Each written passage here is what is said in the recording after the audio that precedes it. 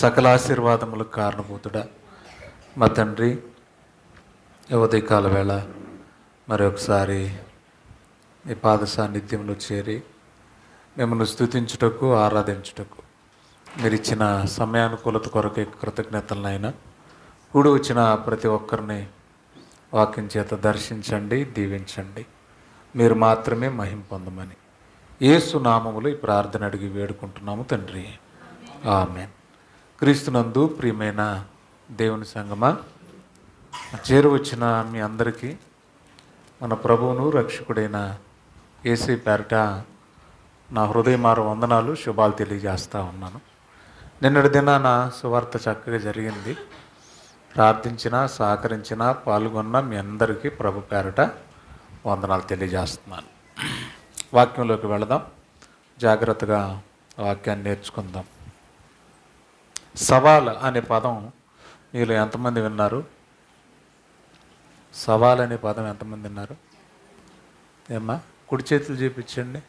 సవాల్ అనే పదాన్ని నేను విన్నానండి అన్నోళ్ళు. ఈరోజు మన అంశం ఏంటంటే, క్రైస్తవుడుగా మన ముందు ఒక ఛాలెంజ్ ఉంది మనకి. దాన్నే తెలుగులో సవాల్ అన్నాం. ఛాలెంజ్ని ఏమన్నాం? సవాల్ అన్నాం. ప్రతి క్రైస్తవునికి ముందు దేవుడు పెట్టిన సవాల్. ఈ సవాల్లో మనం గెలవాలి. ఈ ఛాలెంజ్లో మనం ఏం చేయాలి? గెలవాలి.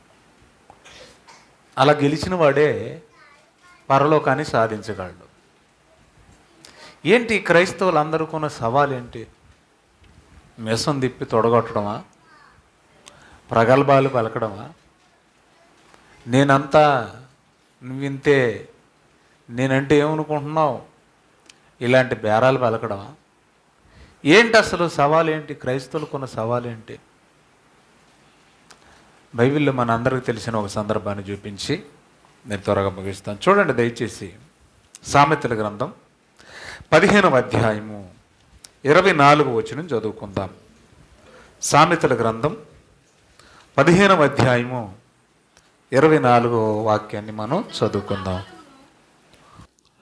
క్రైస్తవుడికి ముందున్న సవాలు ఏంటంటే, క్రిందనున్న పాతాళాన్ని తప్పించుకోవాలి. ఏం చేయాలి? మనకు సవాల్ ఏంటి? దేవుడు పెట్టిన సవాల్ ఏంటి? పాతాళాన్ని తప్పించుకోవడమే మనకు సవాల్. నిజం చెప్పండి, ఇప్పుడు ఒకవేళ ఈ క్షణం మనం కన్ను మూస్తే మనం పాతాళంలో పడకుండా ఉంటామా? తప్పించుకుంటామా? ఈ సవాలుకి రెడీయా మీరు? ఒకవేళ ఈ క్షణం కన్ను మూస్తే అదేం పెద్ద విషయం కాదులేండి అంటారా? పాతాళం అంటే చాలా సింపుల్గా చదువుకుంటాం మనం కదా. ధనవంతుడు ఉన్నాడు, లాజరు ఉన్నాడు, చచ్చిపోయాడు, పాతాళానికి వెళ్ళిపోయాడు కదా. ఇది సింపుల్గా కథలాగా మనం మాట్లాడుకుంటాం. దాన్ని తప్పించుకోండి అంటున్నాడంటే దాని అర్థం ఏంటి? తప్పించుకోండి అంటున్నాడంటే ప్రమాదం అనే కదా. తప్పించుకోవాలి అంటున్నాడంటే అర్థం ఏంటి? అది చాలా ఉట్టి ప్రమాదం కాదు, చాలా ప్రమాదకరమైంది. సో ఎందుకు తప్పించుకోమంటున్నాడో, అది ఎంత ప్రమాదకరమైందో ముందు చూద్దాం కొన్ని మాటలు. దేవుడు ఎందుకు పాతాళాన్ని తప్పించుకోవాలి, అదే మీకు పెద్ద సవాలని ఎందుకు దేవుడు చెప్తున్నాడో కొన్ని మాటలు చూద్దాం. పాతాళం గురించి మనకు తెలిసిందంత, మనం తెలుసుకోవాల్సిందంత. అసలు పాతాళాన్ని గురించిన పాఠాలే మనకి వినబడడం లేదే. పాతాళం అంటే ఎందుకు మనం అంత సింపుల్గా తీసుకుంటున్నాం? మనం పేతురు రాసిన 2వ పత్రిక 2వ అధ్యాయం 4వ వచనం. పేతురు రాసిన 2వ పత్రిక 2వ అధ్యాయం 4వ వచనం. ఎవరంట పాపం చేసింది?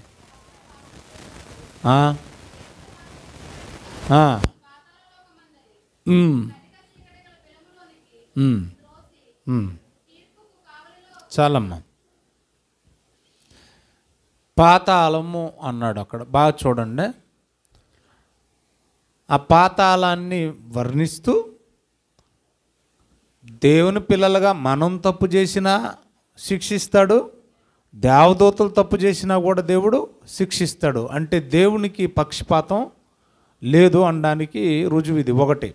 రెండోది మనకు అందులో అర్థం కావాల్సింది, పాతాళం అన్నాడు. ఆ పాతాళంలో పరిస్థితి ఎలాగ ఉంటుందంట? కటిక చీకటి అన్నాడు. ఏంటంటే అది కటిక చీకటి. మామూలు చీకటే మనం తట్టుకోలేం.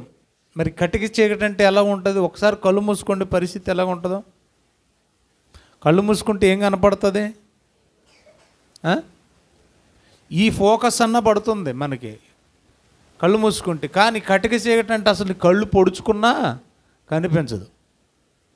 అంటే పాతాళంలో ఎల్ఈడి బల్బులు ఉండవు, మెర్క్యూరీ బల్బులు ఉండవు, కరెంట్ ఉండదు కదా, కనీసం కిరోసిన్ దీపాలు ఉండవు, కొవ్వొత్తులు కూడా ఉండవు.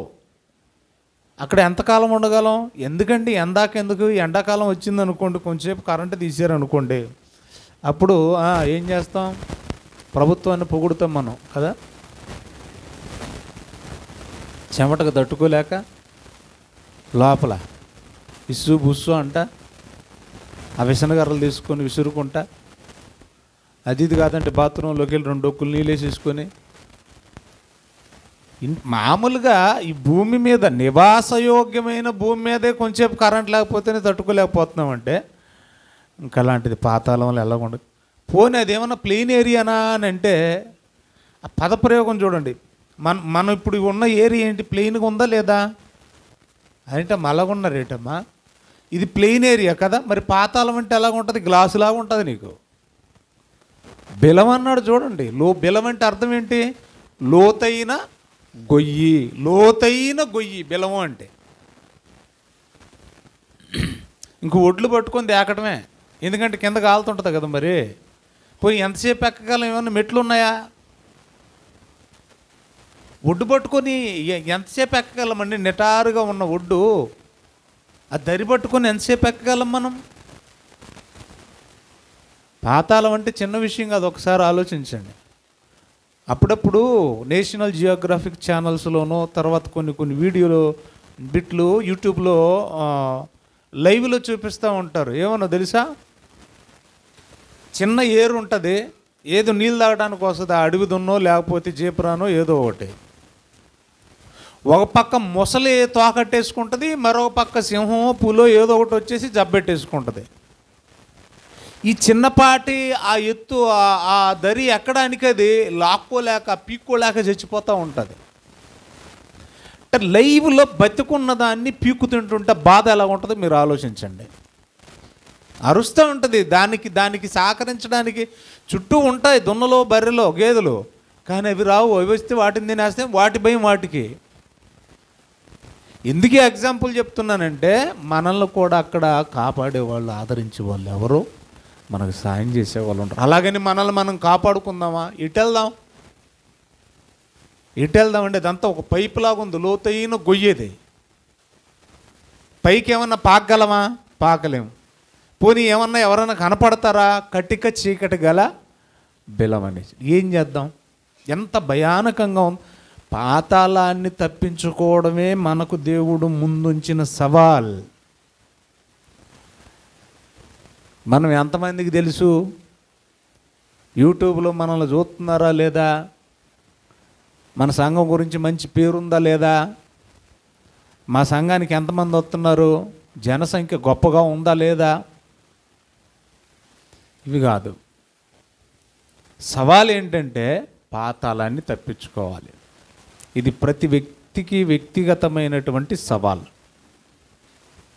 ఆ సవాల్ నేను స్వీకరిస్తే నన్ను బట్టి సంఘం అంతా పాతాళాన్ని తప్పించుకోలేదు. అర్థమవుతుందమ్మా? ప్రతి వ్యక్తికి ఇది సవాల్. ఆ సవాల్ నేను స్వీకరిస్తే అది నాకు మాత్రమే వర్తిస్తుంది. అదే సవాల్ మీరు స్వీకరిస్తే అది మీకు మాత్రమే వర్తిస్తుంది. నేను యజమానుని కాబట్టి కుటుంబానికి ఆ సవాల్ నేను స్వీకరించాను కనుక నా భార్య, నా పిల్లలు నేను తప్పించుకుంటానని కాదు. ఇది వ్యక్తిగత సవాల్. ఎందుకు తప్పించుకోమంటున్నాడు దేవుడు అంటే బైబిల్ చెప్తుంది అది చాలా ప్రమాదకరమైంది, చాలా భయంకరమైంది. ఇంకా ఏమంటున్నాడు చూడు. ఎన్ని నేర్చుకున్నాం ఇప్పుడు మనం? అది కటిక చీకటి ఉన్నది, లోతైన గొయ్యి, అందులో దేవుడు పక్షపాతం లేకుండా దూతలైనా శిక్షిస్తాడు, తన పిల్లలైన మనుషులైనా శిక్షిస్తాడు. ఇంకా ఏమని రాయబడిందో చూడండి దయచేసి. లూకాసు వార్త 8వ అధ్యాయం 31వ వచనం. లూకాసు వార్త 8వ అధ్యాయం 31వ వచనం తీశారమ్మా. యేసు ఈ సందర్భాన్ని జాగ్రత్త వినండి, మీకు తెలిసిందే. గెరాసీనుల ప్రాంతంలో సమాధుల్లో ఉన్నాడంట దెయ్యాలు పట్టినాడు. ఎన్ని దెయ్యాలు? శానా. ఎన్నంట? చాలా పట్టాయి. అప్పుడు ఆ దెయ్యాలు పట్టినోడు యేసుప్రభు అడిగారు, ఏరా బాబు నీ పేరు ఏంటంటే, నా పేరు సేన అనేసాడు. అంటే అర్థం ఏంటంట, క్రింద చాలా దెయ్యాలు బట్టి ఉన్నాయి అని చెప్పి నోటీసులో రాయించాడు. చదువమ్మా.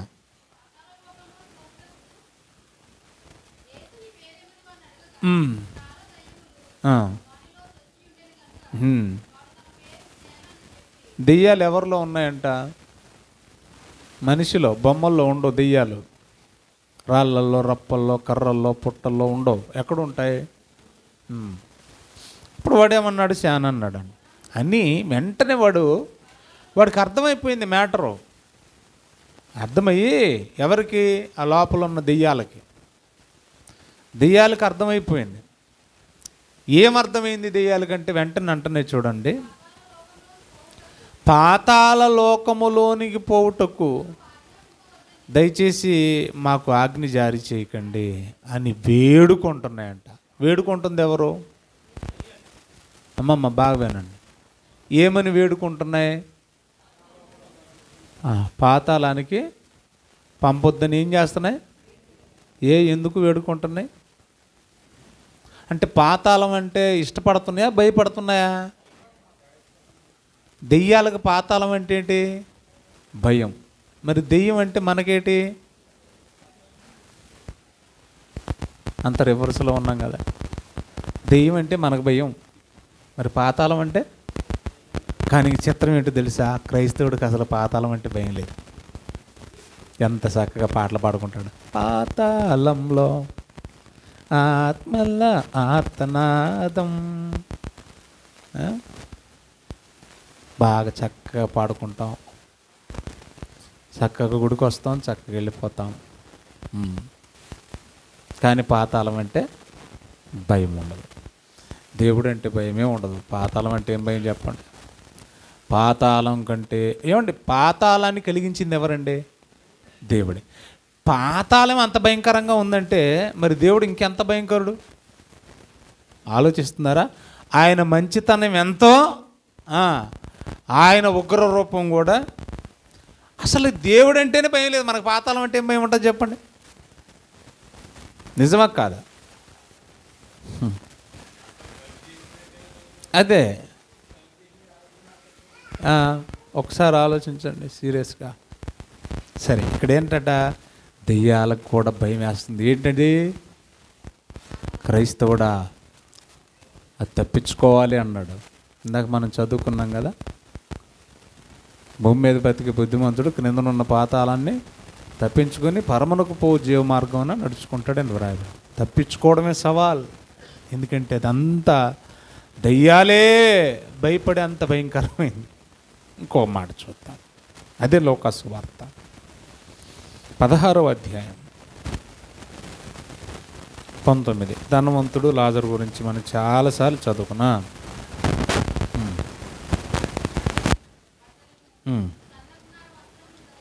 ధరించుకొని, వెరీ గుడ్.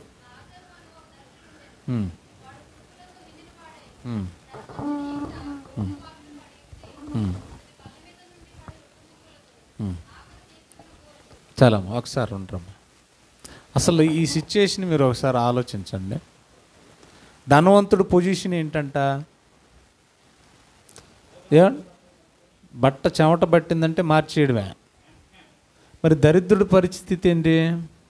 వాడికి సరిగ్గా వస్త్రాలే లేవు. ధనవంతుడి పొజిషన్ ఏంటి?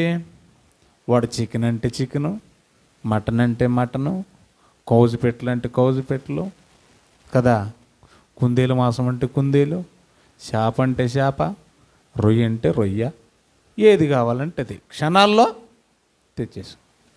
ఇప్పుడు ఆ డోర్ దగ్గర ఉన్నాడే, మెయిన్ గేట్ దగ్గర. మెయిన్ గేట్ దగ్గర అంటే ఏదో వాళ్ళ ఇంట్లో డైనింగ్ టేబుల్ దగ్గర, లేకపోతే డైనింగ్ హాల్లో కిచెన్ రూమ్ దగ్గర అనుకుంటే పొరపాటు. అసలు అక్కడ ఉండేస్తారు ఏంటి అడుక్కునేవాడిని. మరి ఎక్కడండి? ఆ తిన్న దుమ్ములు, తిన్న తర్వాత ఆ ఎముకలు, ఆ తోకలు అవి ఎక్కడ పడేస్తారు? అక్కడ ఉన్నాడండి. వాటితో కడుపు నింపుకోవడానికి చూస్తున్నాడు. ఎంత దయనీయమైన పరిస్థితి. సరే, ఇద్దరు చచ్చిపోయారు. ముందెవరు చనిపోయారు? ధనవంతుడు చచ్చిపోతే ఎక్కడికి వెళ్ళిపోయాడంట? చూడండి, అక్కడే ఉంది. చూడండి, ధనవంతుడు చనిపోయాడు. చనిపోయిన తర్వాత ఏముంది అక్కడ? ఉన్నది చదవండి దయచేసి. ధనవంతుడు చనిపోయింది. ముందెవరు చనిపోయారు? దరిద్రుడా ధనవంతుడు? చూడండి ఒకసారి. ఆకలి తీర్చుకుంటా ఉన్నా. ముందెవరు చనిపోయారు? దరిద్రుడు అంటే లాజరు ముందే చనిపోయాడు. ఒకసారి ఆగండి. లాజరు చచ్చిపోయిన వెంటనే కళ్ళు తెరిచాడా లేదా? చచ్చిపోయిన వెంటనే కళ్ళు తెరిచాడా? అదేంటమ్మా అలాగ ఉన్నారు? తెరిచాడన్నారు. మరి చచ్చిపోయే కళ్ళు తెరుతారు లేదా? అదేంటమ్మా మాట్లాడండ్రా. ఈ కళ్ళు కాదు, ఆత్మ సంబంధమైన నేత్రాలు. ఈ కన్ను మూతబడ్డ వెంటనే చెప్పండి, ఆత్మ సంబంధమైన నేత్రాలు తెరవబడతాయి. నీకు అర్థం కావడానికి మాట్లాడతాం. అలా చచ్చిపోయిన వెంటనే ఆత్మ సంబంధమైన నేత్రాలు తెరవబడ్డ వెంటనే కళ్ళ ముందు ఎవరు కనిపించాలి మనకి? కనపడితే నువ్వు సవాల్లో గెలిచినట్టే. ఏంటా సవాలు?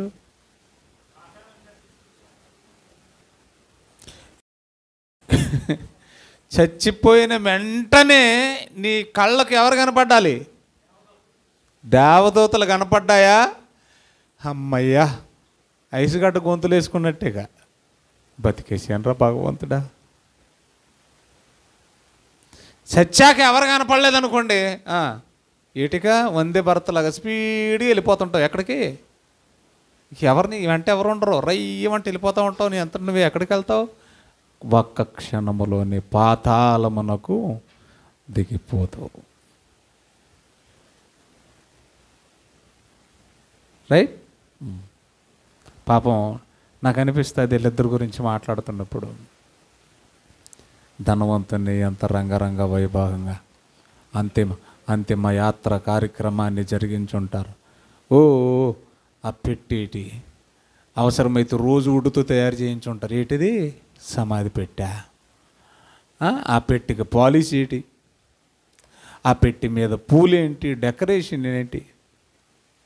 ఆ పెట్టింది తీసుకొచ్చి అవసరమైతే పెద్ద లారీ కట్టేసి ఊరి జనం అంతా, ధనవంతుడుగా చచ్చిపోయింది మామూలుడు కాదు కదా, అవసరమైతే డీజే పెట్టేసి తారాజువులు ఊరి జనం అంతా ఊరేగింపుతో ఏం చేశారు? అంతిమయాత్ర. పొద్దున వచ్చేత పేపర్లా ధనవంతుడు అంతిమయాత్ర ఎంత ఘనముగా జరిగిందో అనేస్తారు కదా. అంటే సమాధి దగ్గరికి తీసుకెళ్ళడానికి వీడికి ఎంతమంది ఉన్నారు? అది ఇటమ్మ అలాగ ఉన్నారు. సమాధి దగ్గరికి తీసుకెళ్ళడానికి ధనవంతుడికి ఎంతమంది ఉన్నారు? పోళ్ళంతమంది. అర్థమైంది మీకు? కానీ లాజర్ని ఎవడో, నేను అనుకో మున్సిపాలిటీ వాడు ఎవడో ఒకటి తీసుకెళ్ళి పడేసాడు అనుకుందాం. ఒకటే. ఎందుకంటే అది అన్నోన్ బాడీ కదా, అన్నోన్ డెడ్ బాడీ, అపరిచితుడు.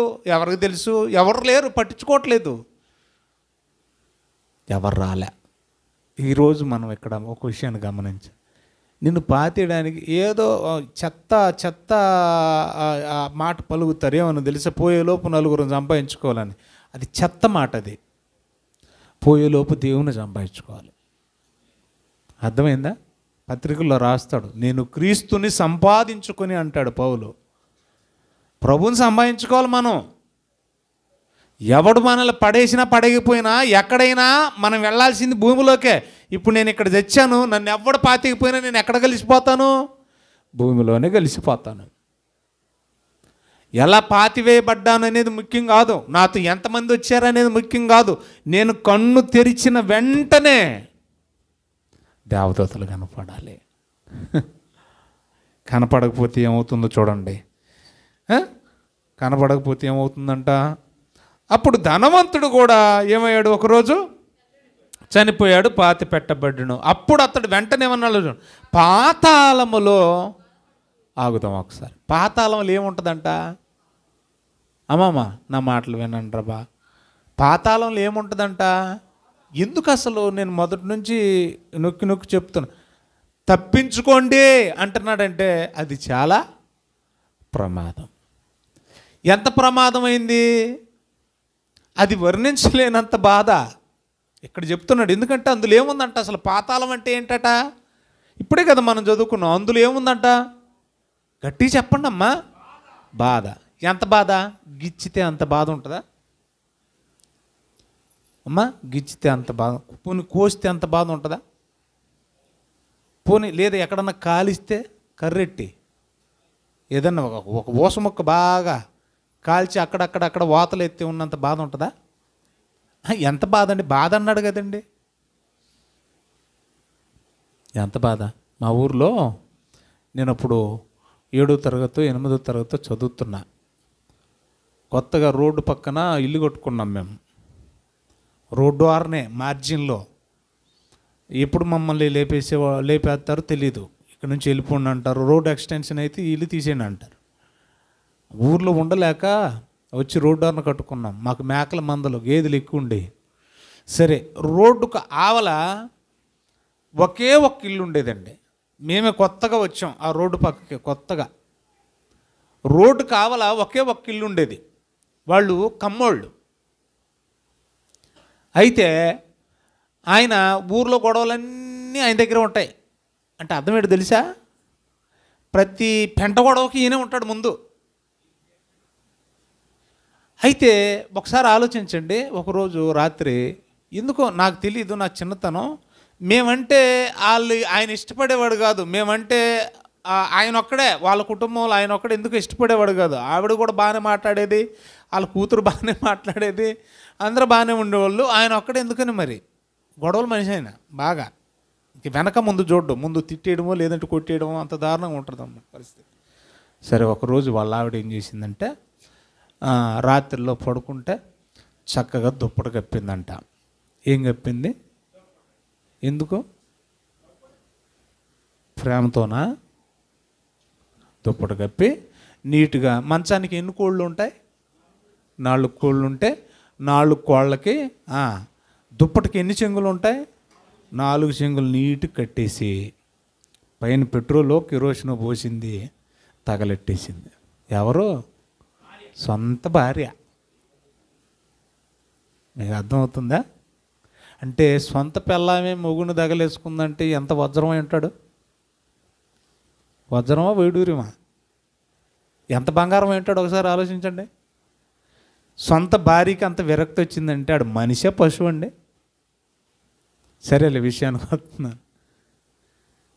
తగలబడేవాడు రోడ్డు మీదకి వచ్చి, అంటే మంచం నవారంతా కాలిపోయింది, దుప్పటంతా కాలిపోయింది, బొల్టి మీద ఉన్న బట్టలన్నీ కాలిపోయినాయి, ఆఖరికి మనిషి అంతా తగలబడిపోయి తోలు ఏలకాడుతుంది. ఇక్కడ ఇదంతా కూడా వచ్చి ఇక్కడ, ఇదంతా కూడా వచ్చి ఇక్కడ మధ్యలో రోడ్డు మీద ఏలకాడుతున్నాడు. రోడ్డు మీద కేకలేస్తూ ఉన్నాడు. ముందు అన్నయ్య పరిగెత్తాడు, తర్వాత ఇంకెవరు లేరు జనం. వాళ్ళ ఇల్లు మా ఇల్లే,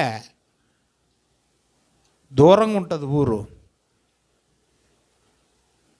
నిజంగా అరుస్తున్నాడండి. ఆ కేకలకి అర్ధరాత్రిలో గుండెలు బద్దలాసిపోతా ఉన్నాయి. నీళ్ళు నీళ్ళు నీళ్ళు నీళ్ళితే ఏమవుద్ది? టప్పుమని చచ్చిపోతాడు. కాలినోడికి ఏమి ఇవ్వకూడదు? మంచినీళ్ళు ఇవ్వకూడదు. భూమి మీద కొంత భాగం కాలితేనే మంచినీళ్ళు ఇవ్వకూడదు. ఎంత బాధ! ఈ బాధ అక్కడ ఎంతసేపు కాలుతున్నావు నువ్వు? ఆడు కొంచెంసేపు కాలాడు, మంచంలో ఉన్నాడు. మరి ఇందులో ఉన్నాడు ఎంతసేపు కాలుతున్నాడు? అక్కడ అగ్ని ఆరదు, అగ్ని ఆరదు, ఆరని అగ్ని. ఒకసారి ఆలోచించండి. ఏంటి నీళ్ళు, భూమి మీద నీళ్ళు ఉన్నాయి, కానీ అక్కడ నీళ్ళు ఉన్నాయా? ఏమైనా ఛాన్స్ ఉందా? అయ్యయ్యా తట్టుకోలేకపోతున్నాను ఈ దాహానికి. లాజర్ని తన వేలు కొనతో ముంచి, వేలు కొనతో ముంచి తీసుకొచ్చి నీళ్లు దాహం చల్లారే అంత చిన్న అగ్ని అదే. అంటే బాధను వర్ణించడానికి రాయబడిన మాటలై, ఆ బాధను మనం ఎక్స్ప్లెయిన్ చేయలేమండి. చివరాఖరికి పెద్ద ఒక ఒంగోలు గెత్తలాగా దొబ్బని పడిపోయారు రోడ్డు మీద. పడిపోయి ఆఖరిలో అప్పుడు పోలీసులు వచ్చారు. చివరాఖరికి మేమంటే వాళ్ళకి పడదు కదా, చచ్చిపోతాం నిజం చెప్పి చచ్చిపోయాడు. అలాగని పరలోకం వెళ్ళాడని నేను అంటలేదులేండి. ఖచ్చితంగా పాతాళానికి వెళ్ళి ఉంటాడు. మూర్ఖుడు, దేవుని నమ్మనుడు. పోత ఒక నిజమే చెప్పాడు. ఏముందండి, మేమిద్దరమేనండి అక్కడ ఉన్నది. మేమంటే వాళ్ళకి పడదు, ముఖ్యంగా ఆయన పడదు. ఆ జానుగడు పిల్లలు ఇద్దరే నన్ను తగలేశారంటే మేమిద్దరం ఎక్కడుండేవాళ్ళం? ఆలోచించండి. పోత నిజం చెప్పాడు. ఏమన్నా తెలుసా? మా ఆవిడే నన్ను తగలేసింది. నేను ఎందుకు ఈ మాట చెప్తున్నానంటే, కొంచెం కాలితేనే తట్టుకోలేని బాధ కదా మంది. అలాంటి వాళ్ళని చాలామందిని చూసాం కదా మనం, కాలిపోయిన వాళ్ళని. మరి ఈ బాధ ఎంత బాధ! అందుకన్నాడు పాతాళములో ఏంటంట, ఏముంటుంది పాతాళంలో? ఇంతవరకు ఏం చెప్పాను నేను? బాధ. ఎంత బాధ అది? అది చెప్పలేని బాధ. ఏదో గంజి పడితేనే అమ్మో బాబోయ్ నీకు గెల్లా కొట్టే, మరి కింద నుంచి పై వరకు కాలుతుంటే ఎలా కొట్టేసుకుంటావేక? ఎలా కొట్టేసుకుంటావు? ఆలోచించండి. ఇంకేమన్నాడు? చదవమ్మా.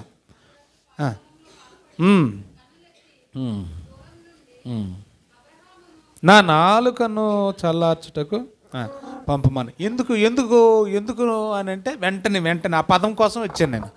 ఈ అగ్ని జ్వాలలలో అంటే పాతాళంలో ఉండేదేంటి? అగ్ని జ్వాలలు. అంటే ఇంక వేరే ఆప్షన్ ఏం లేదా? అమ్మా వింటున్నారా? నిప్పు తప్ప, అగ్ని తప్ప మరి ఇంక వేరే ఏమి లేక కొంచెంసేపు ఒడ్డును కూర్చుందాంలే ఈ మంటల్లో నుంచి అనుకోవడానికి లేదు. దరి లేదు దానికి. మరి ఏముంది? అది పైపు లాగా ఉందని చెప్పాను కదా, లోతైన గొయ్యి. కొంచెంసేపు ఇలా ఒడ్డును కూర్చుందాంలేండి, తర్వాత వెళ్ళి కాల్దాం అంటానికి లేదు. నువ్వు కాలుతానే ఉండాలా. కొంచెంసేపు రెస్ట్ తీసుకుందాము, కొంచెంసేపు ఒడ్డును కూర్చుందాము, కొంచెంసేపు పక్క వెళ్దాం, సిగరెట్ కాల్చుకొని వద్దాం. ఏమండి, ఇలాంటి సీన్లు ఏమి ఉండవు అక్కడ. కాలుతూనే ఉండాలి. ఇక ఇక్కడన్నా ఎట్టోడు పుల్లలు ఎగెత్తేనే కాలుతాయండి, లేకపోతే కాలదండి. కాలు కాలుతలేదు, తలకాయ కాలుతలేదు, ఇంకా తలకాయ పగలలేదు, పొట్ట పగలలేదు. కొంచెం 2 ముక్కలు వేసేయండి. ఏం మొక్కలయ్యే? పుల్ల మొక్కలు. అలాగుండవు. నీకు అక్కడ పుల్ల మొక్కలు వేసేయడం, కొంచెం కాలకపోతేనేమో పెట్రోల్ వేసేయడం, ఏమండి సరిగ్గా కాలుతలేదని ఎగదోయడం ఇవి ఉండవు. నువ్వు తయారు చేసుకున్న గ్యాసే తగలబడితే దాన్ని ఆపడానికి ఎవరి తరం కావట్లేదు. మనిషిగా నీకెంత జ్ఞానం ఉంటే, దేవుడు సృజించిన పాతాళం అది ఆరని అగ్ని అన్నాడంటే గ్యాస్ ఏం పనికి వస్తుందండి అక్కడ? నాకు తెలియగడుగుతాను. గ్యాస్ అన్నా ఆరిపోద్దేమో ప్రయత్నం చేస్తే, కానీ పాతాళంలో ఉన్న అగ్ని ఆరదంటే అది అసలు ఏ మెటీరియల్ ఒకసారి ఆలోచించండి. అక్కడ కాలేటువంటి మెటీరియల్ వాయువు, ఏ వాయువు అది ఆలోచించండి. బాధ ఎంత బాధ అంటే వెంటనే రాశాడు యాతన అన్నాడు. ఏమన్నాడు అక్కడ? చదవండి. ఏం చేస్తున్నాడు అంటే ధనవంతుడు? ఏమ్మా ఆ 2 కలిపి చదవండి అమ్మా, నాకు బాగా నచ్చింది అది. అన్నాను కేకలు వేసి అంటే యాతన పడుచున్నానని కేకలు అంటే ఎంత యాతన అది? అసలు ఆ 2 పదాలే మీరు సీరియస్గా యాతన అంటేనే అసలు భయంకరమైన పదం అండి అది. మీకు అర్థం అవుతుంది నా భాష? యాతనని ఎప్పుడు అంటామో తెలుసా? అటు సావాలేక ఎట్ట బతకలేక మయా నుండి మూలుగుతూ ఉంటాం, చూసావా? ఏమంటే కాలంతా ఇంతవరకు పురుగులు పట్టేసిందండి, ఇంతవరకు పోయింది కాలు, చెక్కేశారు. పురుగులు బట్టి కళ్ళ ముందే పురుగులు, చిన్న చిన్న తెల్ల పురుగులు తిరుగుతూ ఉన్నాయి. ఎంత ఎంత దాన్ని ఏమంటారు, హైడ్రోజన్ పెరాక్సైడ్ వేసిన, ఏమి డెటాల్ వేసి ఎంత కడిగినా కూడా మళ్ళీ పురుగులు వచ్చేస్తూనే ఉన్నాయి. అలాగని ఏళ్ళెట్టు గోకుదామా అంటే గోకడానికి ఎలా ఉంటుందో ఆలోచించండి. అంటే బతకాలని ఆశ ఉంటుంది, కానీ బతకలేడు, బతికి చాయిస్ లేదు. పోనీ అలాగని కొంచెంసేపు ఏమైనా సుఖంగా ఉందాం ఇలా గట్టిగా పట్టేసుకొని అంటే ఆ పురుగులు ఊరుకుంటా తినేస్తూ ఉన్నాయి. దీన్ని ఏమంటారు తెలుసా? అట్ట చావలేక ఎట్ట బతకలేక పడేదాన్ని ఏమన్నారు తెలుసా? ఓ నిజంగా పెంటయ్య గారి భార్యని మేము కళ్ళారో చూసామండి. ఆఖరి దినాల్లో అరిసి అరిసి అరిసి చచ్చిపోయిందండి. వెనక వీపంతా కూడా ఏమంటారు, వీపంతా సోర్స్ అంటారు కదా, వాటిని ఏమంటారు అంటే బెడ్ బగ్స్ అంటారు. మీరు ఏమంటారు తెలుగులో నాకు అర్థం కాదు. అలాగే పడుకొని అంటే ఎట్ట తిరగలేదు ఒకే వైపు పడుకుంటే ఏమైపోద్ది, ఇదంతా జావ అయిపోయింది, వీపంతా జావలాగా అయిపోయి మంచానికి అంటుకుపోయి ఓ అని అరిసి అరిసి అరిసి చచ్చిపోయింది. ఆకలి తినాలని ఉంటుంది, కానీ గొంతులు ఎత్తి దిగేది కాదు.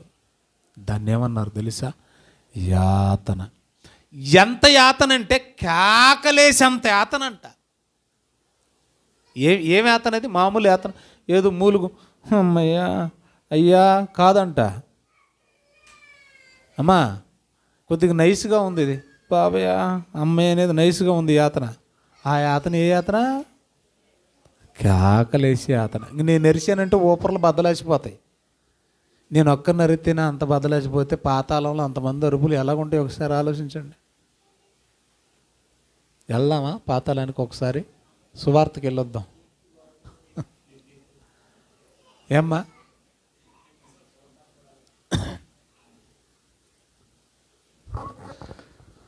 సరే విషయానికి వెళ్దాం. సామెతలు 15:24లో మన ముందు సవాలు పెట్టాడు దేవుడు. అదేంటంటే, అమ్మా అయ్యా పాతాళానికి వెళ్ళొద్దు, తప్పించుకోండే. ఎందుకు తప్పించుకోవాలి నాయనా అని అంటే, బాబు అది చాలా భయంకరమైంది, అందులోకి వెళ్ళకూడదు. బుద్ధిమంతులైతేనే దాన్ని తప్పించుకుంటారు. నువ్వు అలా ఉండాలి, ఇది నీకు సవాలని చెప్పి. ఇంతవరకు మనం నేర్చుకున్నది అది ఎంత ప్రమాదకరమైందో చూసాం. కాబట్టి దాంట్లో పడ్డానికి ఎవడు ఇష్టపడు, ఇంత తెలిసాక ఎవడని వెళ్తాడేటి? వెళ్ళడు. మరి ఎవరు వెళ్తారు అందులోకి? బైబిల్లో ఒక లిస్ట్ ఇచ్చాడు. పాతాళానికి ఎవరెవరు వెళ్తారో చూడండి దయచేసి, బైబిల్లో ఓడిన లిస్టు. కీర్తనల గ్రంథం 9వ అధ్యాయము, సీరియస్గా చూద్దాం. 17వ వచనం. కీర్తనల గ్రంథం 9వ అధ్యాయం 17వ వచనం చూడండి. దుష్టులను దేవుణ్ణి మరచు జనులందరూ, అక్కడ ఒక 2 డిగ్రీలు దొరికినాయి. పాతాళానికి వెళ్ళే వాళ్ళ జాబితాలో ఈ 2 రకాల మనుషులు ఉన్నారు అక్కడ. చూసారా? ఎవరు వెళ్తారంట పాతాళానికి? నంబర్ 1. ఎందుకు రెండో దానికి వెళ్ళిపోయారు అప్పుడే? ఫస్ట్ ఎవరు వెళ్తారంట పాతాళానికి? దుష్టులంటే నేను చెప్పక్కర్లేదు ఇంకా. ఏమ్మా చెప్పాలా? దుష్టులంటే చెప్పాలా? దుష్టత్వం గురించి నేను కొత్తగా పరిచయం చేయాలంటే ఏంటండి? చెడుతనం, పాపం. దేవుడు వద్దన్నది ప్రతిదీ దుష్టత్వమే. రెండోది వెంటనే ఏం రాశాడు తెలుసా? దేవుణ్ణి మరచు.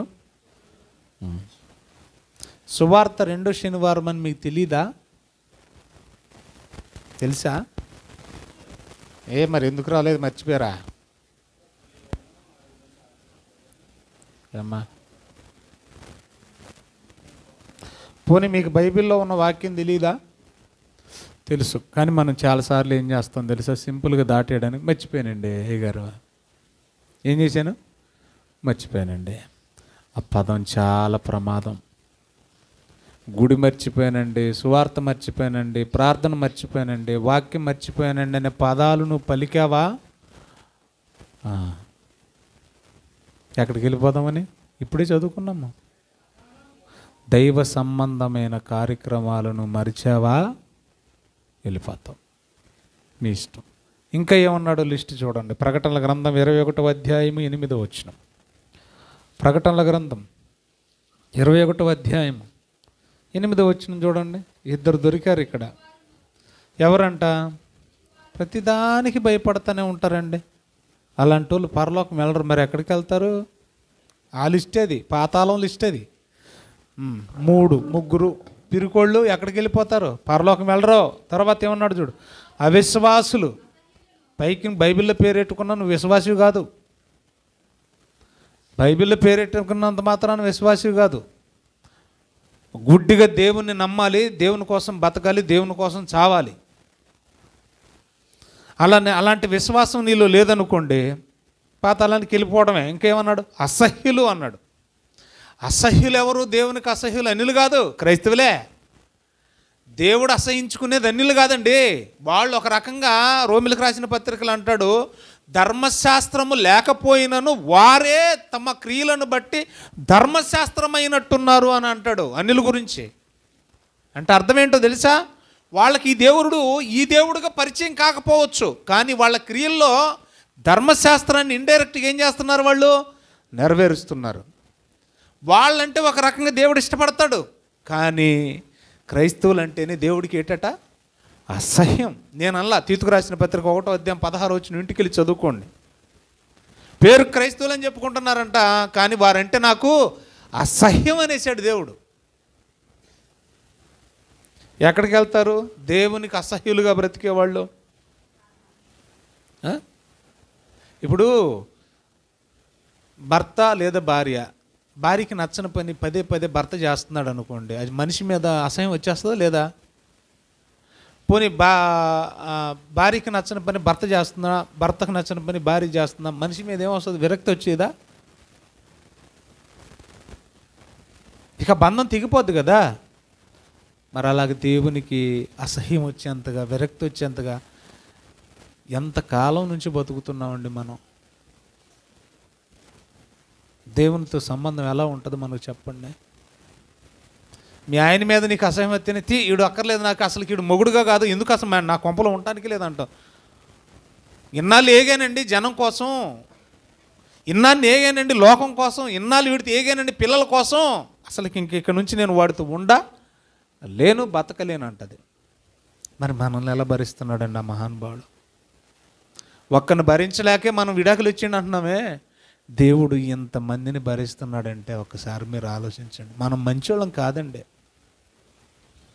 వీళ్ళందరూ అసహ్యులు. ఎక్కడికి? తర్వాత నరహంతకులు, విగ్రహారాధికులు, ఏంటట అబద్ధికులు, వ్యభిచారులు, మాంత్రికులు, వీళ్ళందరూ ఎక్కడికి వెళ్ళిపోతారు? అగ్ని గంధములతో మండు గుండములోనికి పాలు పొందెదరు. ఇది 2వ అదే పాతాళం. ఏం చేద్దాం మనం? ఎక్కడికి వెళ్ళిపోదాం? అది తప్పించుకోవాలి. సవాల్ ఏంటి? ఒక్కరైనా నోరు తెరిచి పాస్టర్ గారు ఆ ట్రిక్ తప్పించుకుని చిన్న ట్రిక్ అది ఏదన్నా ఉంటే చెప్పండి అంటలేదు.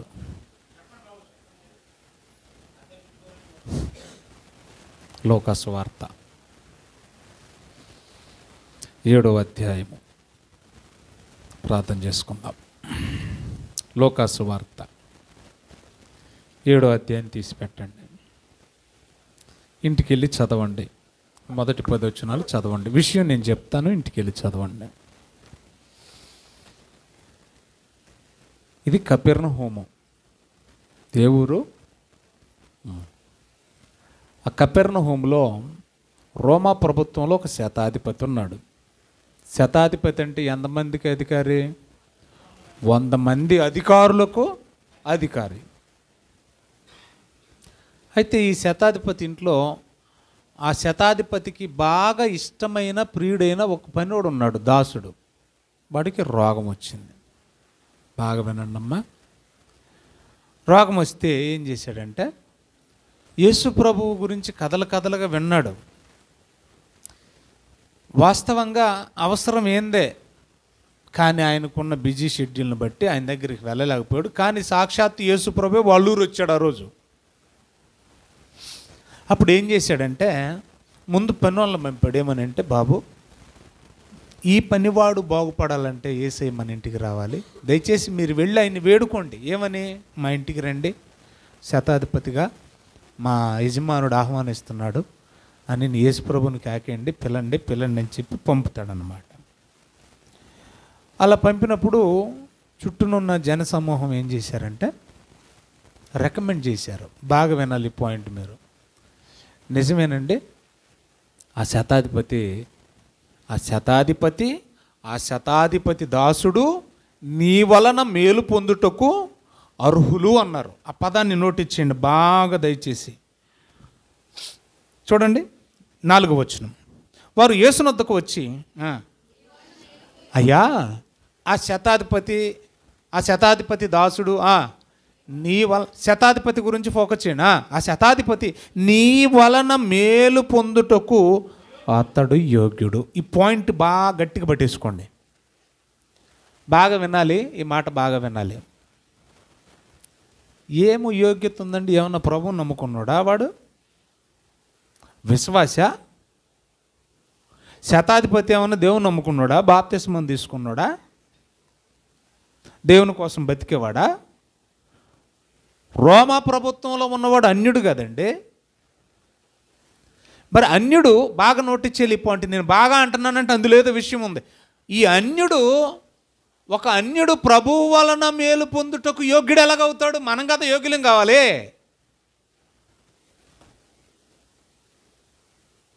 ఎందుకయ్యాడు యోగ్యుడంటే వెంటనే అక్కడ రాశాడు చూడండి. ఎందుకు అతడు యోగ్యుడంటే చదవండి, చదవమ్మా.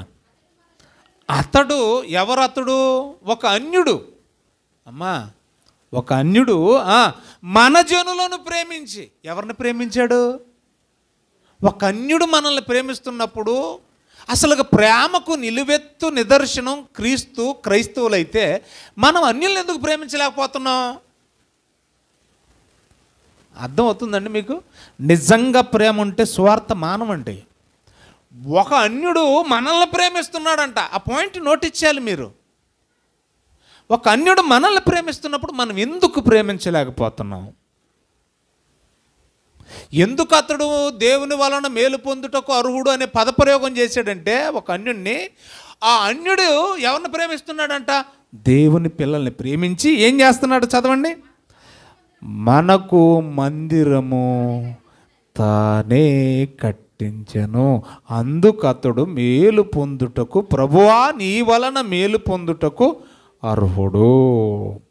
అయిపోయింది నా ప్రసంగం అయిపోయింది.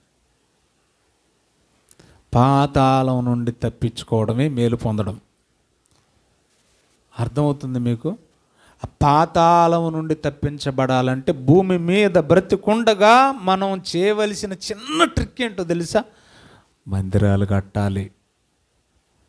ఇప్పుడే చదువుకున్నాం. ప్రజలను ప్రేమించి మందిరాలు కట్టాలి. శతాధిపతి ఏం చేశాడంటే దేవుని ద్వారా మేలు పొందుటకు జనులను ప్రేమించి మందిరాన్ని కట్టించను. ఇప్పుడు దాన్ని మనం లిటరల్గా తీసుకోకూడదు. మనం కూడా ఏం చేయాలో తెలుసా? పడిపోతున్న మందిరాలను, శిథిలమైపోతున్న మందిరాలను మనం ఏం చేయాలి? కట్టాలి. అది సువార్తతో మాత్రమే సాధ్యం. అలా దేవుని కోసం అనేక ఆత్మలను, పడిపోతున్న మందిరాలను, దేవుని ఆలయాలను మనం నిలబట్టగలిగితే, కట్టగలిగితే జీవితాలని, ప్రభువు వలన మనం మేలు పొందుటకు చెప్పండి అర్హులం. పాతాళము నుండి తప్పించబడేది వారే. దేవుడి మాటలు మన వినికిడిలో దీవించునుగాక. ఆమేన్.